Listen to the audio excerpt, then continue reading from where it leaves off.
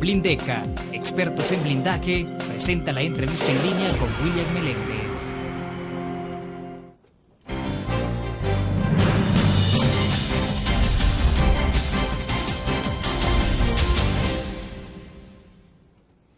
Miércoles 18 de enero de 2011, bienvenidos a la entrevista en línea. Estamos transmitiendo en tiempo real desde la sala de redacción de La Prensa Gráfica. Un saludo a los cibernautas que nos acompañan en el www.laprensagráfica.com. También a nuestros televidentes que nos ven a las 9 de la noche en CCTV Canal 25 y 95 en cable. Un abrazo también a nuestros compatriotas que nos acompañan por Uniglobe Canal 28 en Houston, Texas. Hace un par de semanas, el Ejecutivo confirmó que este año invertirá más de $800 millones en materia social, una cantidad que supera por mucho las inversiones de administraciones pasadas.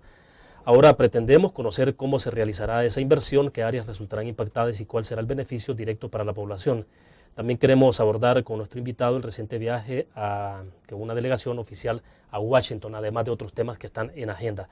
Agradezco esta mañana que nos acompañe en nuestros estudios Alex Segovia, él es el secretario técnico de la presidencia. Doctor Segovia, bienvenido. Gracias, mucho gusto. Saludos a todos y todas. Bueno, doctor, entendemos entonces que el pasado 13 y 14 de este mes, o sea, la semana anterior, ustedes se han reunido con José Fernández, el subsecretario adjunto para el Comercio, Energía y Asuntos de Negocios del Departamento de Estado de Estados Unidos y algunas entidades de cooperación. Hablaron de la iniciativa Bridge. Explíquenos un poco para conversar sobre este viaje. ¿Qué ha pasado? Bueno, el año pasado Estados Unidos nos informó que iban a través del Departamento de Estado, iban a lanzar una iniciativa destinada a utilizar de mejor manera el flujo de remesas que envían los salvadoreños u otros centroamericanos que viven en Estados Unidos. La idea es utilizar esos recursos para promover la inversión y el desarrollo en los países.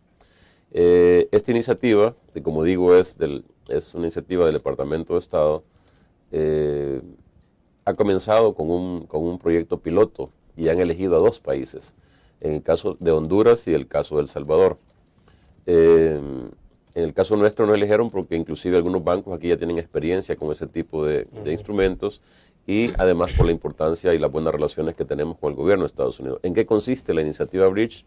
En realidad es un mecanismo financiero bastante complejo que se está diseñando, pero básicamente consiste en que en base al flujo futuro de remesas, las remesas nunca se tocarían. Se crea un mecanismo tal de que a través de un arreglo con un banco o varios bancos locales se emiten bonos por estos bancos, y esos bonos son respaldados por el gobierno de los Estados Unidos. Y ahí se asegura entonces de que esos bonos puedan ser colocados en el mercado nacional e internacional, y con esos bonos se crea un fondo para financiar grandes proyectos de infraestructura y grandes proyectos productivos. Esos fondos serían de mediano y largo plazo, lo cual es una gran ventaja porque uno de los grandes problemas de El Salvador es que la banca no da préstamos para financiar proyectos de mediano y largo plazo. Estos fondos lo que buscarían es precisamente financiar proyectos de mediano y largo plazo, es decir, proyectos de 5 o 10 años en condiciones favorables, como digo, respaldado por Estados Unidos. ¿Quiénes participan en esta iniciativa? Yo creo que es importante. Participa la Agencia Internacional para el Desarrollo de Estados Unidos, AID, el Banco Interamericano de Desarrollo, otras agencias de Estados Unidos, y estamos buscando que participen otros bancos internacionales. La idea es que sea una intervención, una operación que incluya distintos actores para que poder lograr el objetivo básico, que es generar fondos de mediano y largo plazo para financiar inversiones estratégicas. Ahora, pero explíqueme un poco, ¿por qué enfocarse sobre los 2 países, fundamentalmente Honduras y El Salvador? Usted mencionó el tema de remesas. Sí, porque es decir, esta iniciativa es para países que reciben remesas importantes del exterior, de este caso de Estados Unidos. Honduras recibe una cantidad significativa y El Salvador también. Ahora, en el caso nuestro, además de eso, nosotros el año pasado recibimos 3.500 millones de remesas, es decir, una cantidad significativa. Y por lo tanto, tenemos posibilidades de que en base a un flujo futuro de remesas se puedan emitir bonos y a partir de ahí se pueda generar este fondo de mediano y largo plazo. ¿Cómo se respaldan los bonos? ¿Quién los respalda? El gobierno de Estados Unidos, agencias de Estados Unidos. Esta es la gracia, si usted quiere, de esta iniciativa. Es decir, ¿cuál es el incentivo que hay para que alguien compre bonos que emite un banco nacional, ¿no? Para generar un fondo de financiamiento de mediano y largo plazo?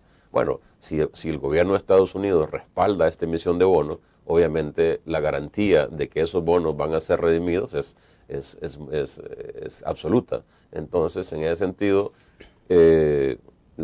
la operación que involucra a distintas agencias de Estados Unidos creo que asegura su éxito.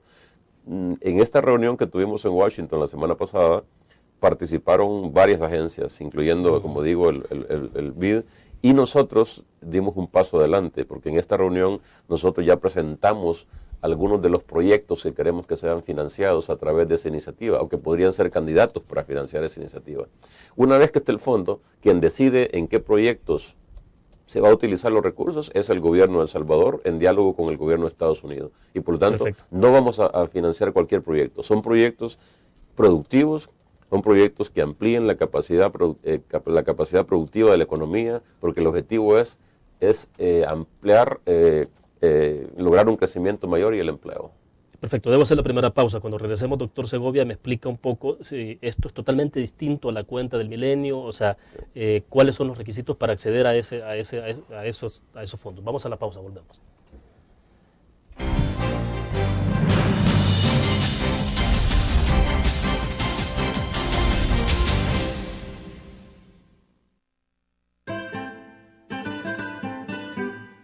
Exquisita comida, profesionalidad en el servicio y un ambiente agradable. Lo encuentra en Restaurante Mesón de Goya. Visítenos y saboree nuestra variedad de platillos. Le ofrecemos un amplio menú a la carta y atractivas promociones.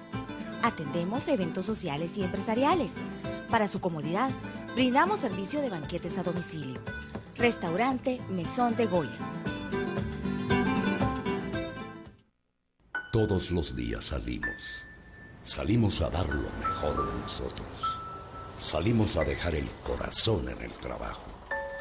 Cuando hay adversidad, salimos. Cuando no sale el sol, salimos. Así somos los salvadoreños. Ponemos el alma en todo lo que hacemos. Y esta vez también saldremos. Porque saliendo a trabajar es que se sale adelante.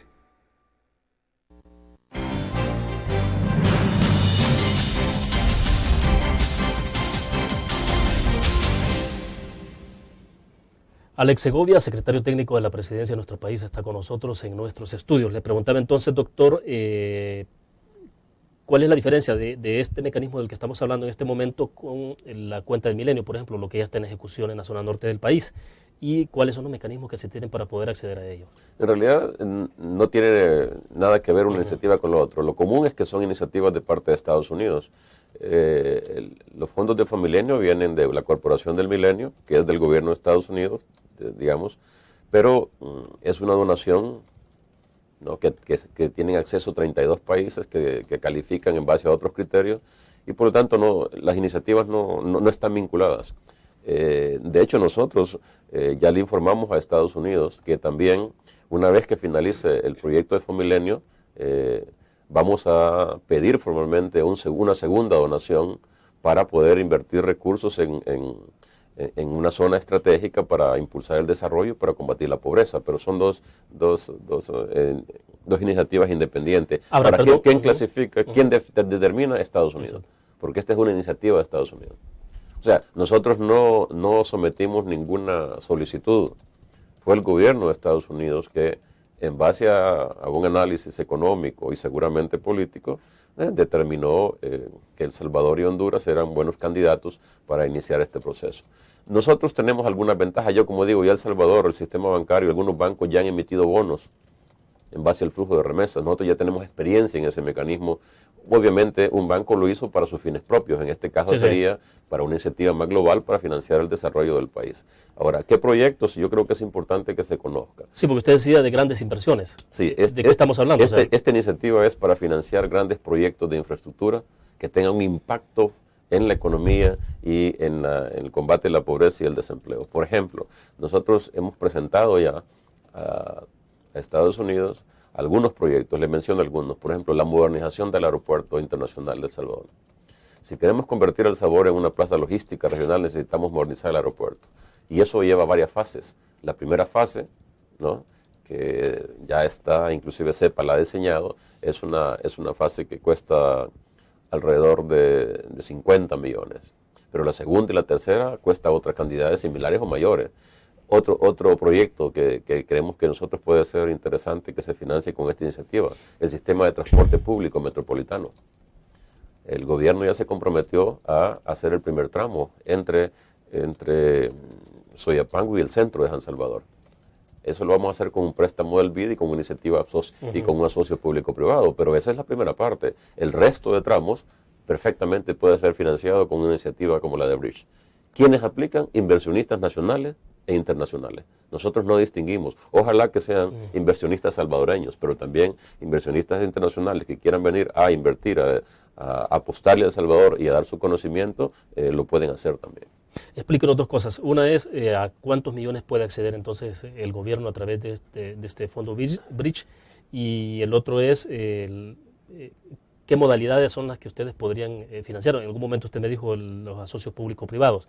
Pueden entrar dos cosas entonces. Sí, queremos que este mecanismo ¿quién puede acceder? Básicamente inversionistas nacionales e internacionales. Nosotros queremos utilizar estos recursos también como para financiar asocios público-privados.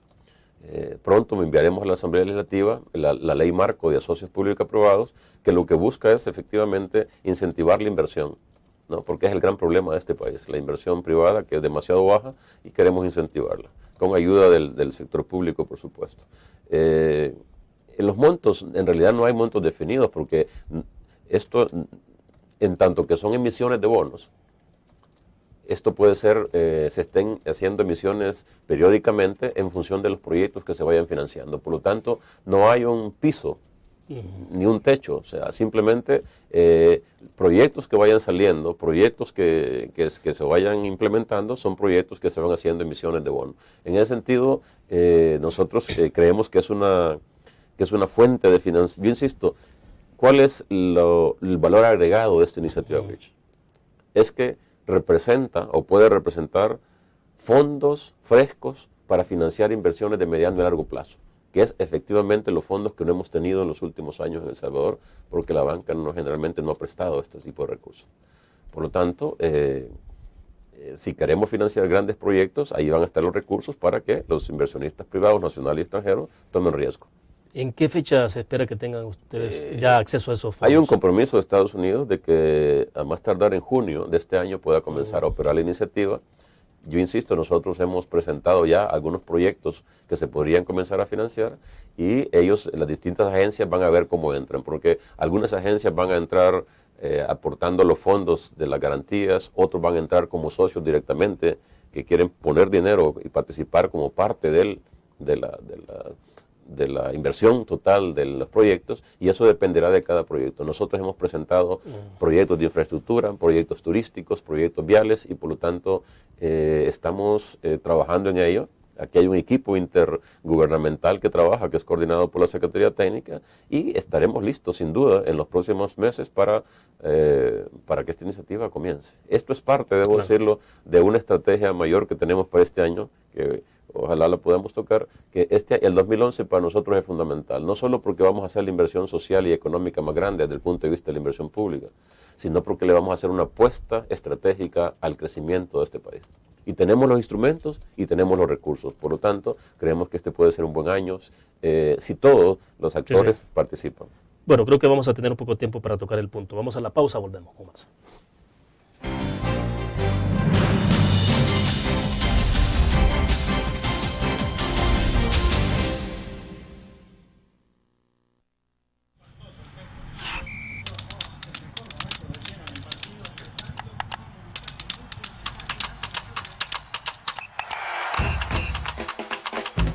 La emoción del deporte está en www.elgráfico.com.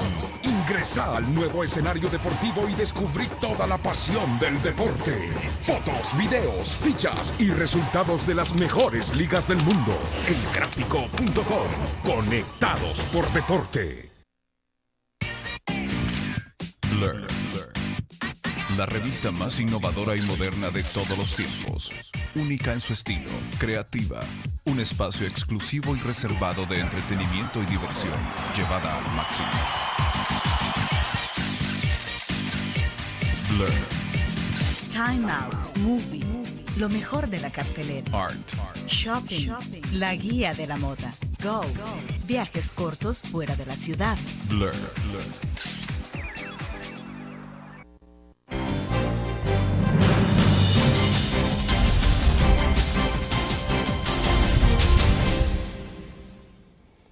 Doctor Segovia, entiendo que en el marco de esa visita siempre a Washington usted también se ha reunido con alguna gente del Banco Interamericano de Desarrollo.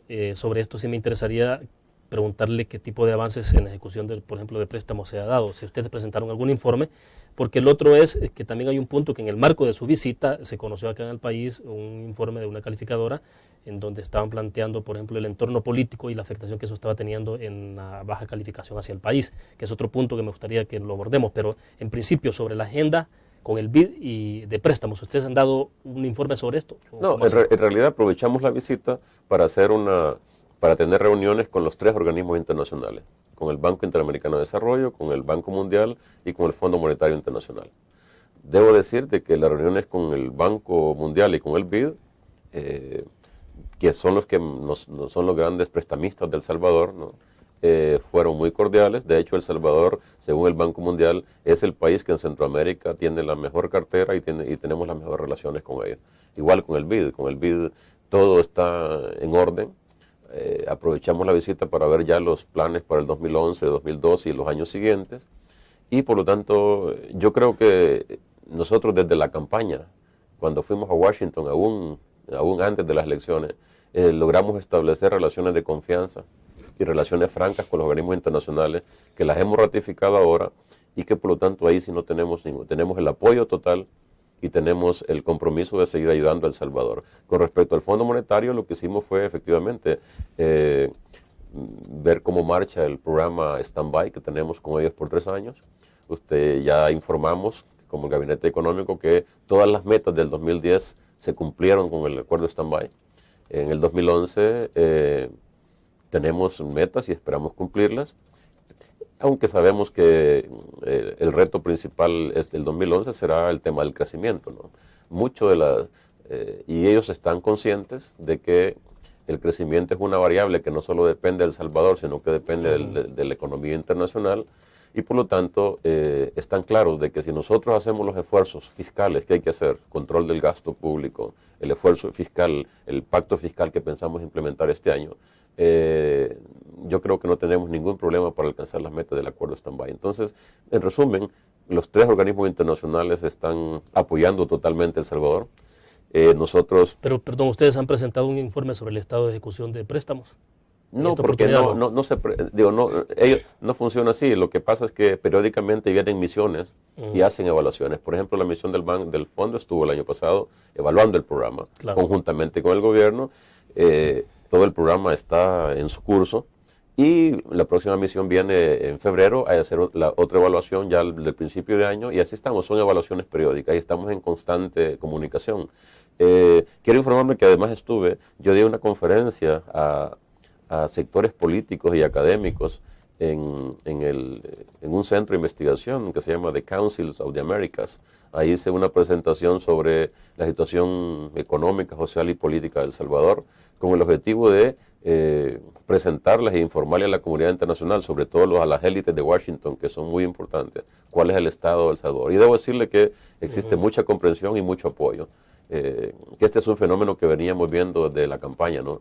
El gobierno de El Salvador y el presidente Funes a veces tiene mucha más, los organismos internacionales y los inversionistas extranjeros tienen mucha más confianza que los inversionistas locales, ¿no? Pero bueno, así son estas cosas y estamos bien a nivel internacional y por lo tanto estamos contentos. ¿Qué ocurrió entonces cuando hay una calificadora de riesgo que dice, bueno, baja la calificación del país en función de la tensa relación que hay entre el presidente Funes y el FMLN? ¿Qué pasa con esto? Bueno, es una calificadora de riesgo, ¿no? Ellos tienen independencia y uno respeta las decisiones, pero, o sea, yo no la comparto, ¿no? Es decir, yo creo que es una valoración subjetiva, además no acorde a la realidad, ¿no? No acorde a la realidad. venía leyendo otros informes que se han hecho ahora, ¿va? Y en realidad la situación es diferente.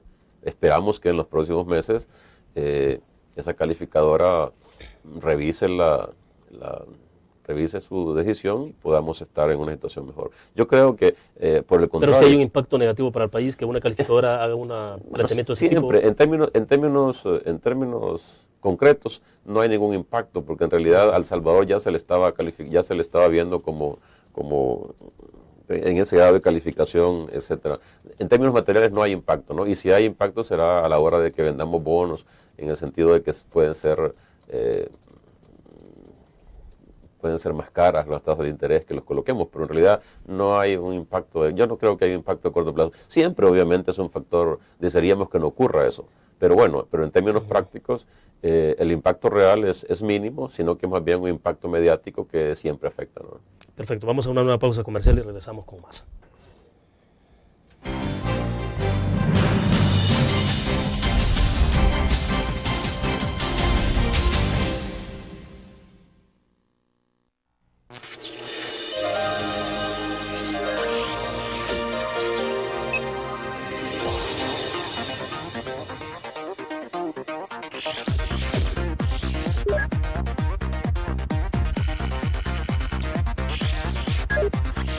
Estimulamos tus sentidos para que leas, veas, escuches e interactúes con la verdad. LPG Multimedia.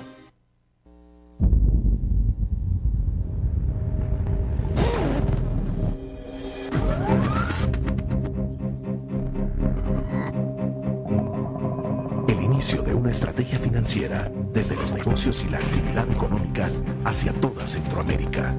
El Economista Regional, una revista especializada donde encuentras el panorama empresarial y los principales movimientos financieros. El Economista, el modelo regional de información económica.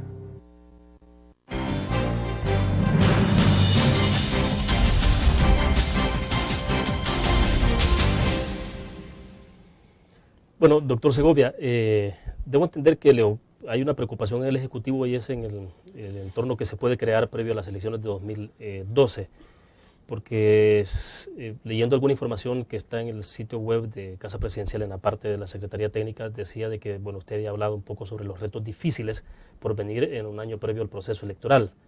¿Cuál es el planteamiento que ha hecho usted? Es decir, ¿hay optimismo respecto de cómo puede ser la evolución de la economía del país, pero un poco de pesimismo sobre el clima político?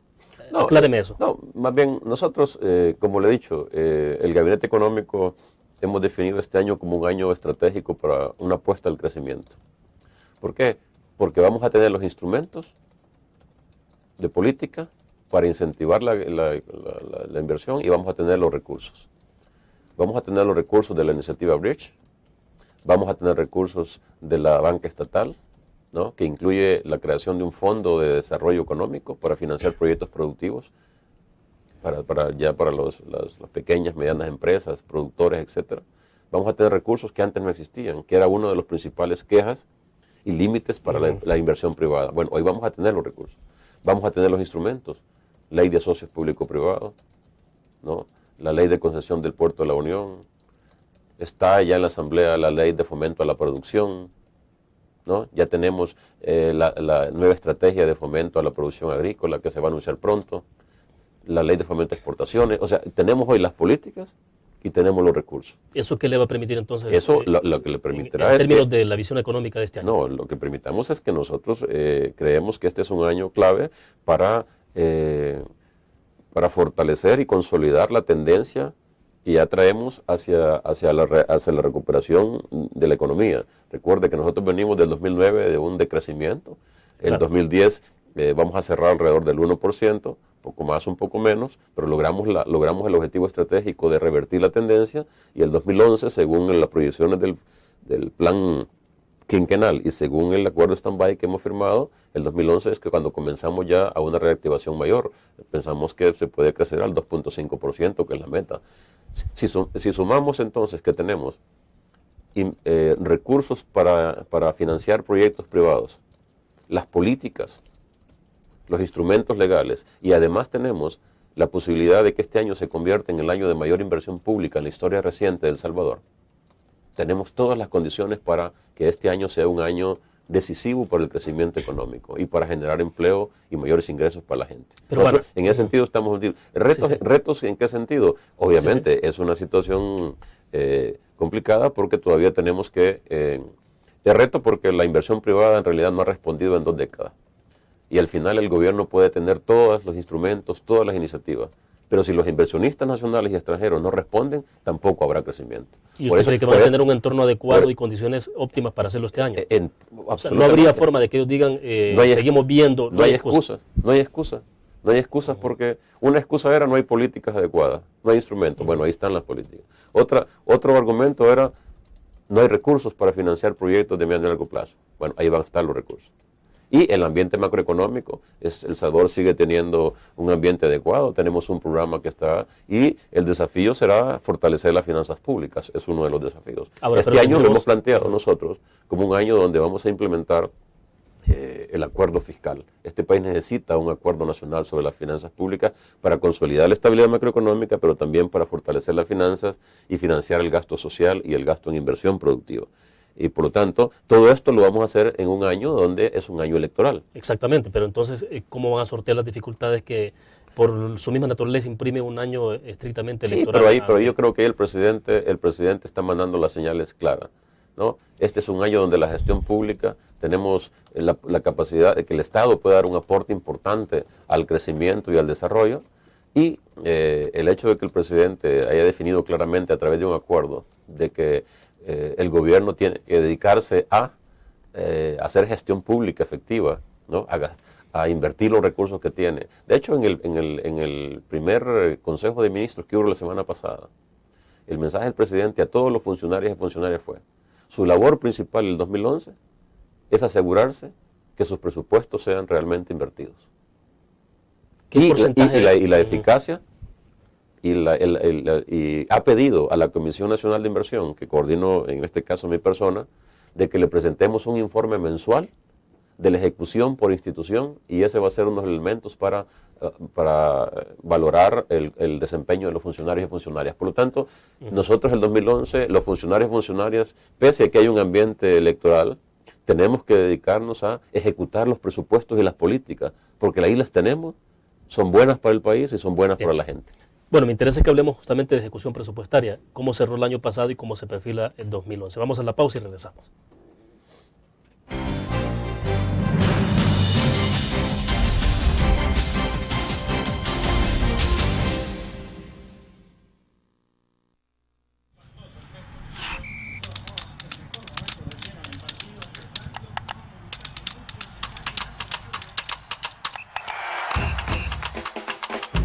La emoción del deporte está en www.elgráfico.com. Ingresa al nuevo escenario deportivo y descubrí toda la pasión del deporte. Fotos, videos, fichas y resultados de las mejores ligas del mundo. Elgráfico.com. Conectados por deporte. Learn. La revista más innovadora y moderna de todos los tiempos. Única en su estilo, creativa. Un espacio exclusivo y reservado de entretenimiento y diversión, llevada al máximo. Blur. Time Out, Movie, lo mejor de la cartelera. Art. Shopping, la guía de la moda. Go, viajes cortos fuera de la ciudad. Blur.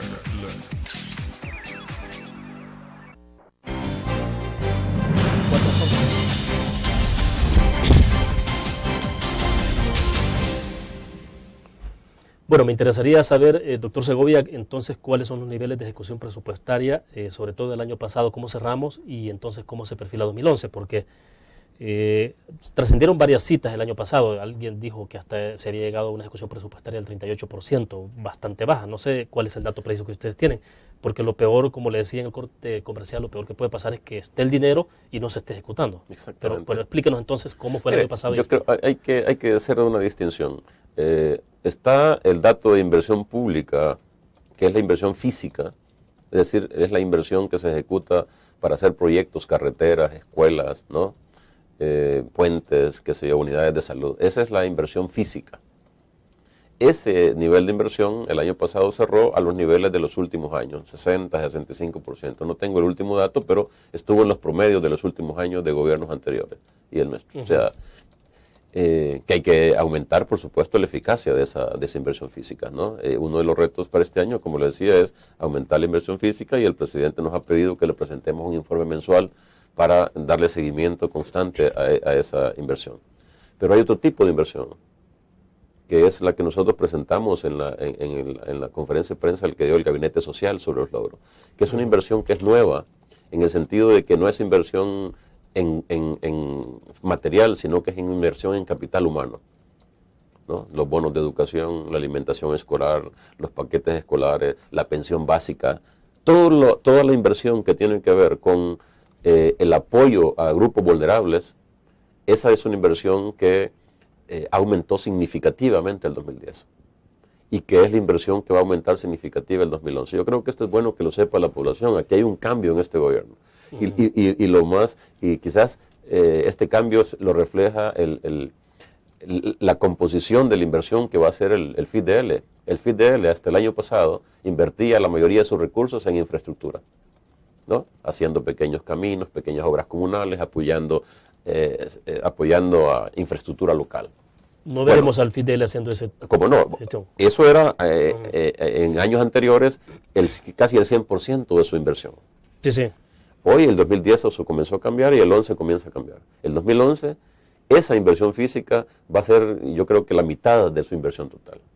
La otra mitad va a ser este nuevo tipo de inversión en la gente, en bonos de educación y salud, en la pensión básica, en el PATI, en el programa de atención temporal de ingreso, en comunidades solidarias urbanas y rurales. Por lo tanto, aquí viene un cambio cualitativo de la inversión social. Y por lo tanto, esta no se puede medir de la misma manera que la inversión física. Nosotros decimos que el próximo año el gobierno hará la inversión social más grande de la historia de este país. ¿Cuántos millones en total? 862 millones, creo, cerca del 4% del Producto Interno Bruto. Eso jamás se ha hecho en este país. ¿Por qué? Porque vamos a extender ya los principales programas que teníamos sociales, los vamos a extender, vamos a ir expandiéndolos. Por ejemplo, si usted recuerda, en gobiernos anteriores, lo que se llamaba Red Solidaria solo se ejecutaba en 32 municipios del país, los más pobres. Sí, sí. Y se gastaban 24 millones al año. Nosotros ya extendimos ese programa a los 100 municipios más pobres. Por tanto, hay una expansión de los programas y vamos a gastar una cantidad varias veces mayor que eso que gastaban los gobiernos anteriores. El programa de apoyo temporal de ingreso. El año pasado solo lo hicimos en un proyecto piloto, uno en San Martín y Huachapán. Hoy lo vamos a extender ya a los municipios, a más de 30 municipios. ¿Cómo se está haciendo, Entonces, doctor, perdón, cómo se está haciendo para evitar que estos programas no se conviertan en programas de carácter estrictamente asistencialista o, como dicen algunos, que sean más populistas que otra cosa? O sea, el impacto, ¿cómo esperan medir ustedes en términos mediano, largo plazo, por ejemplo? Nosotros siempre lo hemos tenido claro. Todas estas medidas son parte del sistema de protección social universal que queremos dejarle al país instaurado y que otros gobiernos tendrán que fortalecer. Y este programa, este sistema de protección social universal se basa en conceptos nuevos, en el concepto de derechos. Toda persona, por ser salvadoreño o salvadoreña, tiene derecho a un piso mínimo social. Y nos alejamos, por lo tanto, de la visión asistencialista y focalizada, y la focalización que le daban los gobiernos anteriores. Hemos comenzado de manera progresiva, haciendo énfasis en aquellos programas para ayudar a la gente, a la población que es más vulnerable, porque tenemos el enfoque de la inclusión también, y el enfoque del ciclo de vida. ¿Quiénes son los grupos poblacionales más vulnerables? Los niños y los ancianos, las personas de la tercera edad. Por eso es que en ambos lados de esa pirámide poblacional hemos incluido programas sociales. La pensión básica, que por cierto comenzamos con 32 municipios y hoy la extendemos ya. El 2011 comenzamos por primera vez en la historia de este país a introducir programas sociales en las zonas urbanas, a combatir la pobreza urbana. Ningún gobierno ha hecho esto antes en el pasado. Todo esto, ¿qué significa en la práctica? Que vamos a tener una inversión social de más de 800 millones que va a tener un impacto social, pero también un impacto económico. Por eso es que estamos optimistas. Me preguntará, ¿y por qué hasta el 2011? Porque el 2009 y el 2010 lo que pasamos haciendo es gestionando los recursos, diseñando los programas. Recuerde que venimos de una situación de crisis del gobierno. Claro.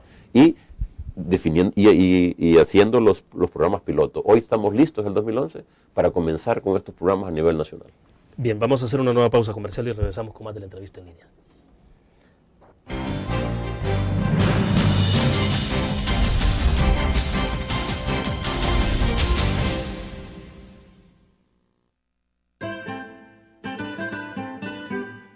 Exquisita comida, profesionalidad en el servicio y un ambiente agradable.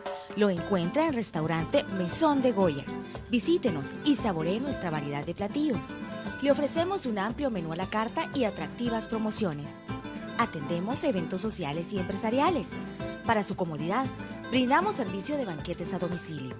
Restaurante Mesón de Goya. Todos los días salimos. Salimos a dar lo mejor de nosotros. Salimos a dejar el corazón en el trabajo. Cuando hay adversidad, salimos. Cuando no sale el sol, salimos. Así somos los salvadoreños. Ponemos el alma en todo lo que hacemos. Y esta vez también saldremos. Porque saliendo a trabajar es que se sale adelante.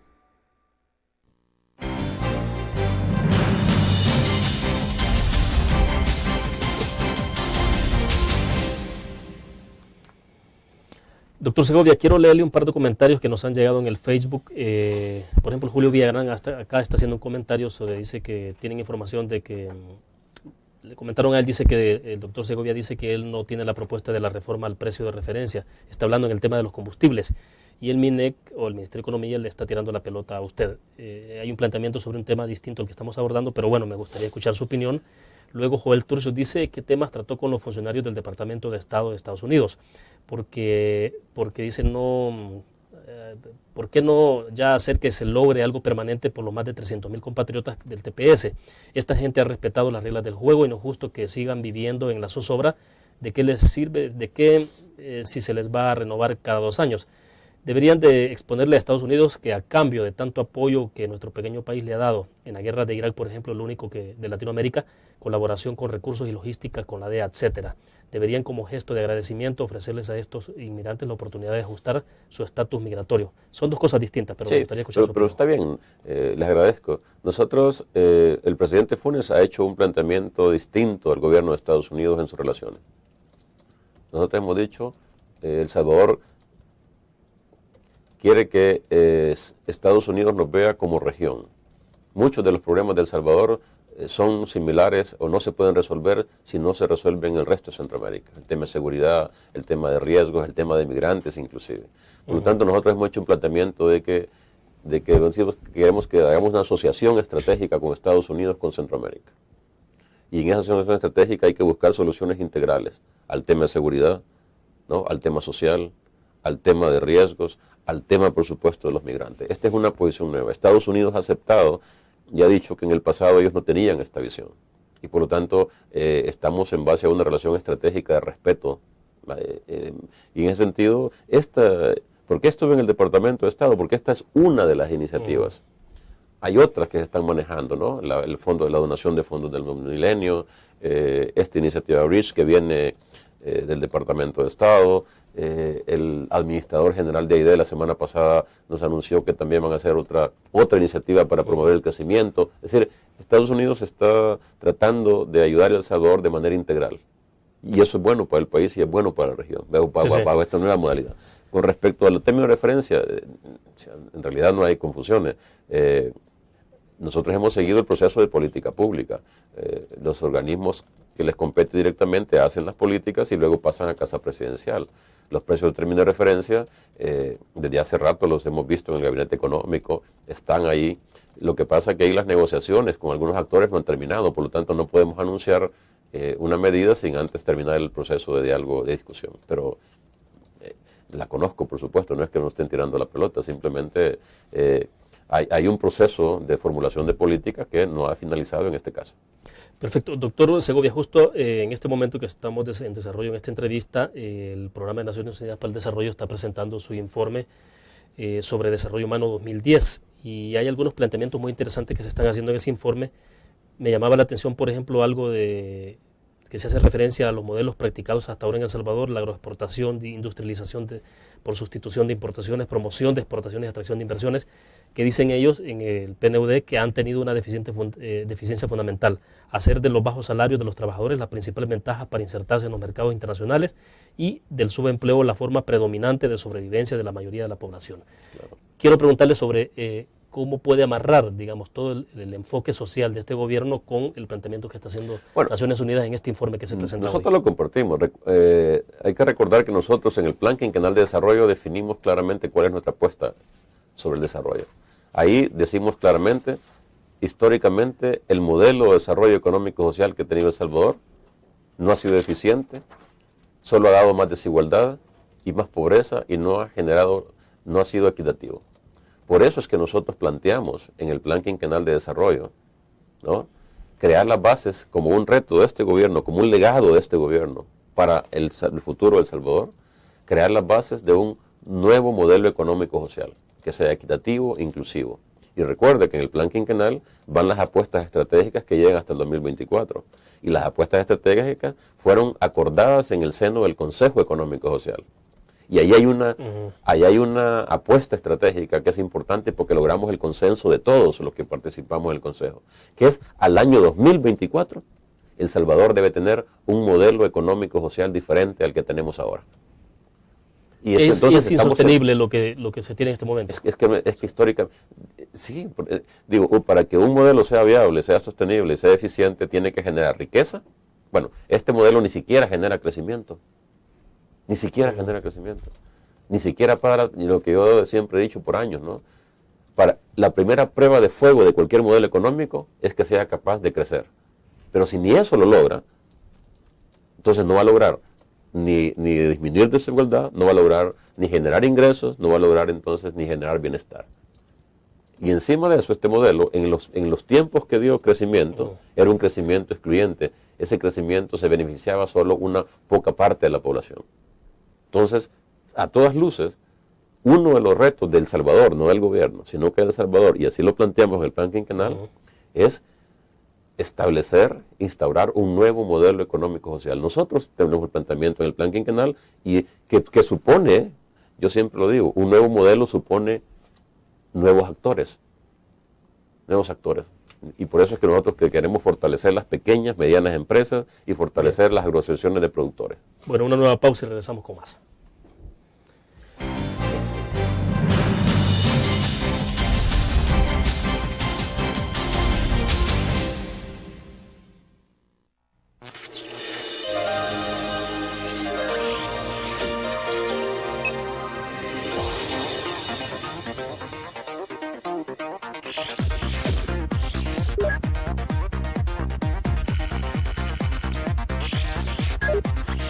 Estimulamos tus sentidos para que leas, veas, escuches e interactúes con la verdad.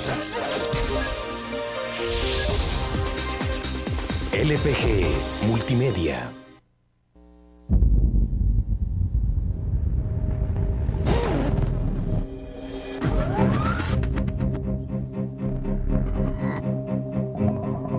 El inicio de una estrategia financiera desde los negocios y la actividad económica hacia toda Centroamérica.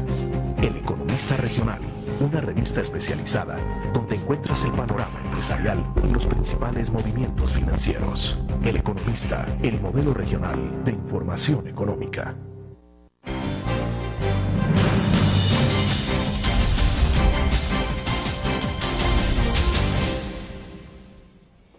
Bueno, el informe de desarrollo humano que se está presentando, doctor Segovia, también destaca algunos puntos y es la paradoja del mundo al revés. Y hablan ahí de todo el tema de subsidios, de cómo se concentra, cómo se redistribuye.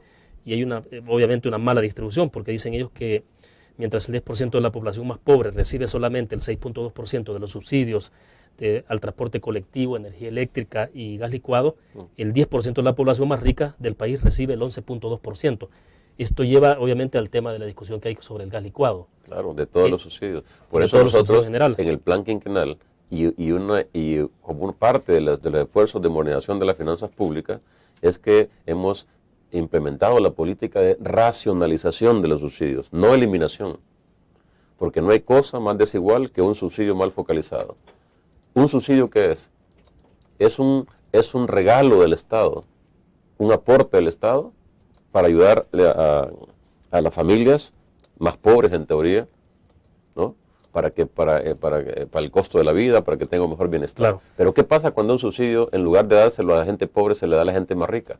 Lo que usted está generando ahí es más desigualdad.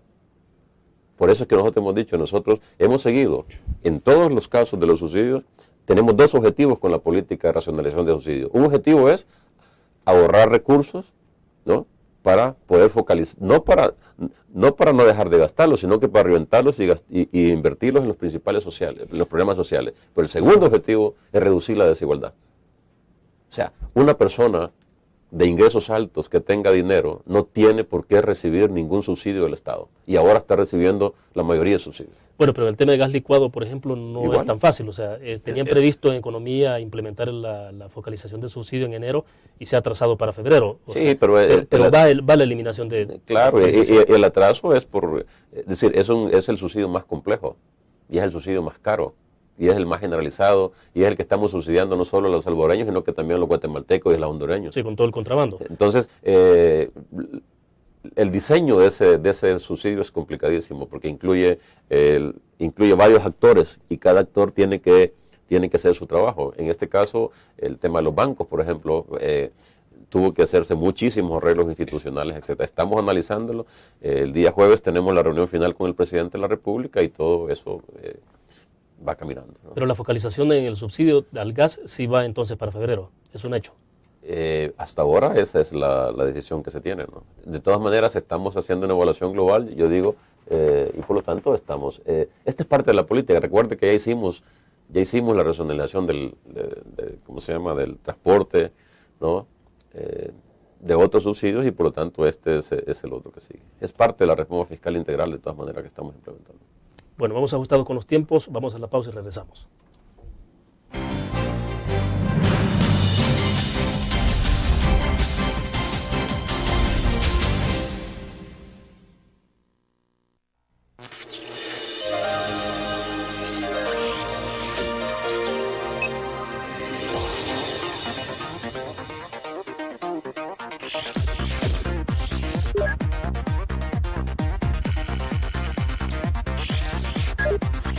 Estimulamos tus sentidos para que leas, veas, escuches e interactúes con la verdad. LPG Multimedia.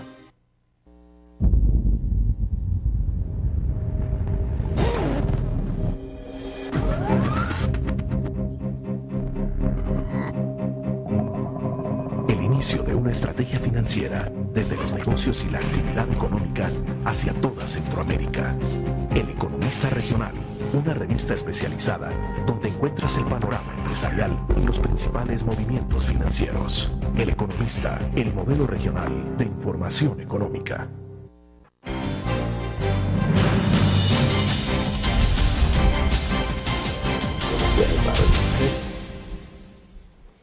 Bueno, nos está escribiendo Daniel Cifontes y dice él, me gustaría saber si habrá apoyo a la pequeña empresa con créditos a bajos intereses. Uno de los objetivos fundamentales de la banca de fomento del sistema bancario y del Banco del Estado que vamos a crear ahorita es apoyar a aquellos sectores que históricamente han estado marginados del crédito de la banca comercial. ¿Quiénes son esos sectores? Micros, pequeñas y medianas empresas y asociaciones de productores, el sector cooperativo, inclusive empresarios de mediano y algunos grandes tradicionales. Por lo tanto, la creación del Banco del Estado incluye la creación de un fondo de desarrollo económico donde vamos a financiar dándole preferencia a las micro, pequeñas y medianas empresas, porque ahí creemos que ahí está el futuro del desarrollo de este país. Si usted revisa la historia del desarrollo de los países europeos, inclusive Estados Unidos, se han desarrollado en base a pequeñas y medianas empresas. Y nosotros tenemos un compromiso con esos sectores y los vamos a apoyar. La banca tradicional, ¿por qué cree usted que no está prestando a estos sectores? Porque por el tema de la garantía, por el riesgo, sí, efectivamente. La banca privada, y sobre todo ahora que es banca transnacionalizada, que ya ni siquiera los dueños son de acá, con todo esto de la crisis internacional, pero desde antes, se han caracterizado acá por prestar al consumo nada más. Al consumo y a ciertos sectores, clases medias, medias altas, pero no están prestando para financiar la producción y mucho menos están prestando para la agricultura. Por ejemplo, un sector clave es un sector que apenas recibe el 3-4% de todo el crédito total. Por tanto, nosotros no tenemos la lógica de la rentabilidad privada. Nosotros, en la banca del Estado, si bien es cierto, la parte de rentabilidad es fundamental, pero nosotros la apuesta estratégica es el desarrollo. Y en ese sentido, con la banca vamos a apoyar a sectores que históricamente han estado marginados, no regalando el dinero. Exacto, eso iba. ¿Cómo hacen ustedes para sortear la dificultad que implica el prestar a sectores que son de alto riesgo, digamos? Pero mire, ya existen casos flexibilizando las garantías, el Estado participando a través de los socios públicos privados como socio en las inversiones, es decir, creando fondos de garantía que le permitan a los pequeños y medianos y a la banca misma cubrirse si en el caso de pérdida. Por ejemplo, sacamos ahora en la parte agropecuaria créditos hasta $3,000 con un seguro. Si había una mala cosecha o un mal tiempo, la gente no pierde, sino que hay un seguro que le cubre el crédito. Es decir, estamos pensando en nuevas iniciativas porque tenemos un objetivo que no es económico, sino que es social y no es rentable, no es rentista en el sentido de corto plazo, sino que la apuesta es el desarrollo. En ese sentido, que tenga seguridad los pequeños y medianos empresarios de que van a haber financiamiento para ellos. Lo que le estamos pidiendo nada más, y estamos haciendo un inventario en todo el país, es que necesitamos que los proyectos estén bien elaborados. No basta decir, yo necesito dinero para poner una empresa. No, hay que hacer el proyecto de la empresa, hay que hacer los análisis, y nosotros inclusive estamos ayudándole a la gente a hacer los proyectos si no saben hacerlo. Sí. Ahora, la apuesta de crecimiento entonces para este año está fundamentada en la micro, mediana y pequeña empresa, o no se descuida ninguno de los sectores. No, está fundamentada en varios. Uno, en la inversión pública, que va a ser un motor importante para incentivar la inversión privada. El impacto de la inversión pública, el empleo y el crecimiento puede ser importante este año. ¿Es medible ese impacto? Claro. ¿Cuánto podría ser este año? Y hay un dato histórico, no lo sabemos, pero hay un dato histórico. Cada vez que este país ha crecido más arriba del 6%, que siempre lo hace después de los terremotos o después de catástrofes, es porque la inversión pública llega a niveles de 3, 5, 4% en adelante. O sea que hay un impacto positivo de la inversión pública. Hay una correlación. Hay una correlación positiva. Por supuesto, ese es un elemento. Pero el otro elemento es que tenemos los fondos y las políticas para incentivar la inversión privada. Nuevos incentivos. El marco de incentivos para la inversión. Nosotros estamos haciendo una apuesta estratégica a la inversión privada. Pero a la inversión privada nacional e internacional. Y no solo también incluyendo los micro, pequeños y medianos empresarios y también los grandes empresarios. Los recursos ahí van a estar. Ahí van a estar los recursos. Si alguien quiere poner una empresa, poner un hotel, poner un complejo turístico, ¿no? Sembrar más manzanas de un nuevo producto agrícola, va a tener la capacidad, va a tener el acceso al financiamiento. Por tanto, ahora lo que nosotros decimos, el crecimiento, William, es un tema de corresponsabilidades. El gobierno trata de hacer su trabajo, pero también el resto de sectores tienen que hacer su trabajo. Cuando yo voy al territorio, cuando explico esto a los sectores económicos, digo, nosotros como gobierno, con todas las dificultades, estamos haciendo nuestro trabajo. Nos pidieron en la campaña políticas sectoriales, ya las tenemos. Nos pidieron nuevas leyes para fomentar la inversión, las estamos elaborando. Nos pidieron instrumentos financieros, ya los estamos implementando. El gobierno está haciendo su trabajo. Hoy el resto de sectores también tienen que hacer su trabajo. Perfecto, vamos a la última pausa y regresamos.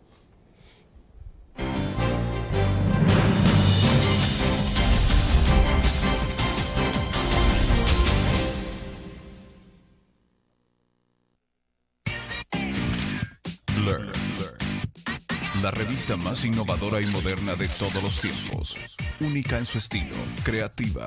Un espacio exclusivo y reservado de entretenimiento y diversión, llevada al máximo. Blur. Time Out, Movie, lo mejor de la cartelera. Art.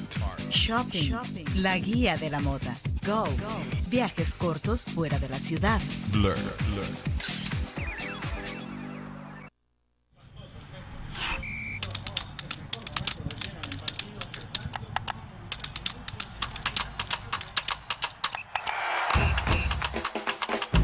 La pasión del deporte está en www.elgráfico.com. Ingresa al nuevo escenario deportivo y descubrí toda la pasión del deporte. Fotos, videos, fichas y resultados de las mejores ligas del mundo. Elgráfico.com. Conectados por deporte.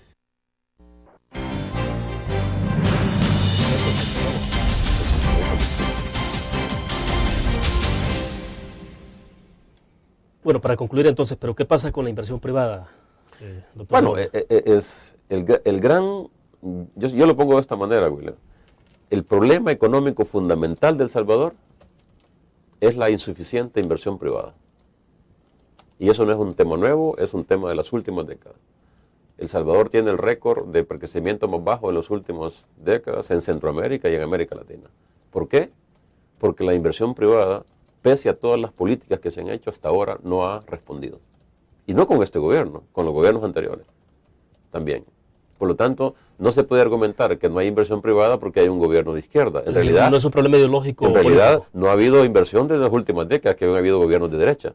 Entonces, nosotros, en base a un análisis técnico, creemos que razonable, hemos dicho, bueno, ¿qué es lo que estamos generando las condiciones para promover, incentivar la inversión privada, tanto nacional como extranjera? Yo insisto en esto. Por eso es que vamos a crear la banca de fomento, ¿no? Vamos a crear nuevos fondos como la iniciativa Bridge, vamos a crear la ley de socios público-privados, ¿no? Vamos a concesionar el puerto de la Unión para que puedan ser inversionistas privados que lo manejen. Tenemos ya la ley de fomento a la producción. Entonces, estamos creando todas las políticas. Bueno, tenemos la nueva política de transformación de la agricultura, que ya va a ser anunciada. Entonces, nosotros hemos dicho, bueno, ¿qué faltaba? Faltaban políticas, ahí están. Faltaban recursos, ahí están. Entonces, ahora lo que yo digo es, por eso es que yo creo que el 2011, si existe un verdadero interés nacional y un compromiso con el país, deberíamos el 2011 ser el inicio de un proceso de aumento de la inversión privada. Ahora, para los inversionistas locales puede ser rentable, es sumamente rentable invertir en el país y generar obviamente rentabilidad en sus inversiones. Claro. Digo porque no sé en qué momento, si se van para Costa Rica o para otro país, a Guatemala o Honduras, ¿por qué no El Salvador? O sea, porque al final de cuentas todo esto también es cuestión de negocios y de ingresos o egresos de las empresas. El sector privado no es uno solo. En realidad, los estudios que hemos hecho, yo he hecho algunos en el pasado, el sector privado es diversificado. Existen distintos niveles de empresarios. Existen unos empresarios que son, digamos, que están en la cúspide, que son los que pertenecen a los grupos económicos. Yo he hecho un libro sobre eso algunos años, y son grupos económicos que son transnacionalizados, que sus inversiones las tienen repartidas en distintos países, Centroamérica, Suramérica, Estados Unidos, etc. Esos grupos, una parte de sus inversiones las tienen acá. Ojalá que esos grupos ahora, con estos incentivos, se decidan a invertir más en El Salvador que en otros países. Pero también existen empresarios grandes, tradicionales, que no son de estos grupos, que ellos sí tienen problemas de financiamiento. Y ellos sí necesitan el mercado local y el mercado centroamericano. Y ellos no tienen capacidad de invertir en otro, y esos sectores nosotros esperamos que respondan y que ayuden a la inversión, aumenten sus inversiones. Y existen los micros, medianos y pequeños que no tienen ninguna capacidad de invertir fuera, y que esos sectores son los que ahora, con las nuevas facilidades crediticias y las nuevas políticas, deberían ser los que invierten en el país más. Y están los inversionistas internacionales. Debo decirlo, en mi calidad de secretario técnico, y estoy coordinando estas iniciativas de producción, existen varios inversionistas internacionales que quieren venir acá a invertir en los próximos meses. Por lo tanto, yo creo que la inversión privada al final va a aumentar, esperamos, con una combinación de inversiones internacionales e inversiones locales e inversiones extrarregionales. Bueno, la inversión extranjera obviamente que generará presión local para los inversionistas del país. Esperemos. Nosotros, es decir, no se genera una especie de competencia y eso puede ojalá, estimular. La competencia es buena, ¿no? Lo que va a pasar es que, bueno, ya la economía salvadoreña, recuerde, los principales sectores y actividades de la economía salvadoreña ya no son de salvadoreños. Las principales, ya en este momento las industrias básicas del Salvador ya no son de salvadoreños. Aquí hubo un cambio en la propiedad de las industrias y de la economía de este país. Eso no ocurría hace 20 años. Por lo tanto, la inversión privada de aquí ya juega un papel fundamental. Bueno, esperemos que lo siga jugando. Y ojalá que los micro y medianos, ojalá que los salvadoreños y salvadoreñas aprovechen estas políticas que estamos haciendo. Si es para ellos que las estamos haciendo. Claro. Bueno, doctor, se nos agotó el tiempo. Le agradezco que haya compartido con nosotros. Muy gentil. No, muchas gracias. Espero que podamos compartir más adelante sobre estos temas. Seguro, muchas gracias y saludos a todos y todas. Bueno, terminamos de esta manera la entrevista en línea. Le invito a que nos acompañe mañana a la misma hora. Estará con nosotros William Pleites. Él es el coordinador del Informe de Desarrollo Humano, justamente para conversar sobre el informe 2010 que está presentándose este día. Nos vemos entonces.